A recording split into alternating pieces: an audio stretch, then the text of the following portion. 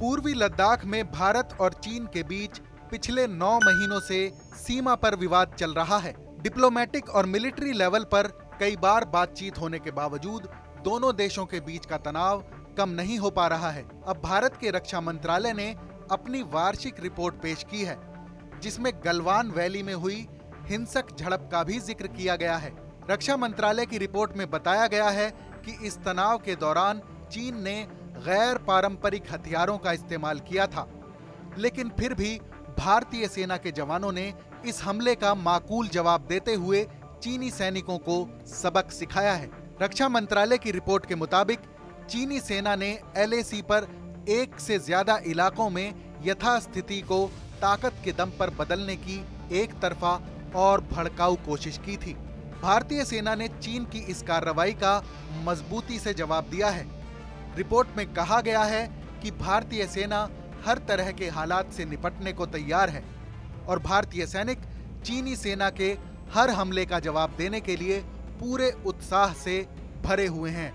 इस रिपोर्ट में बताया गया है, इंडियन आर्मी ने दोनों देशों के बीच के सभी नियमों और संधियों पर अमल किया है, जबकि चीन की PLA ने गैर पारंपरिक हथियारों का इस्तेमाल करने के साथ ही भारी तादाद में अपने सैनिकों का जमावड़ा करके लगातार हालात को खराब किया है।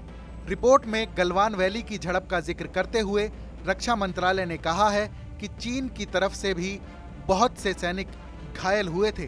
15 जून को गलवान वैली में भारत और चीन की सेनाओं के बीच झड़प हुई थी, जिसमें 20 भारतीय जवान शहीद हुए थे। भारतीय सेना ने PLA को अपने इलाके में घुसने से रोका था, जिसके बाद चीनी सेना को भी बड़ा नुकसान उठाना पड़ा था। भारत के रक्षा मंत्रालय ने अपनी इस रिपोर्ट में कहा है कि वायुसेना की मदद से भारतीय सेना ने बहुत कम समय में तनावग्रस्त इलाके में सैनिकों की तैनाती की है। अब LAC पर बंदूक, टैंक, हथियार, राशन वगैरह भी पहुंचाए जा चुके हैं। रिपोर्ट में यह भी कहा गया है कि भारतीय सेना ने नियंत्रण रेखा और वास्तविक नियंत्रण रेखा पर दुश्मनों का मजबूती से मुकाबला किया है और लगातार आतंकवाद विरोधी अभियान भी चलाते रहे हैं। इस खबर पर अपनी राय जरूर शेयर करें। देश और दुनिया की तमाम बड़ी खबरों के लिए देखते रहें TV9 भारतवर्ष।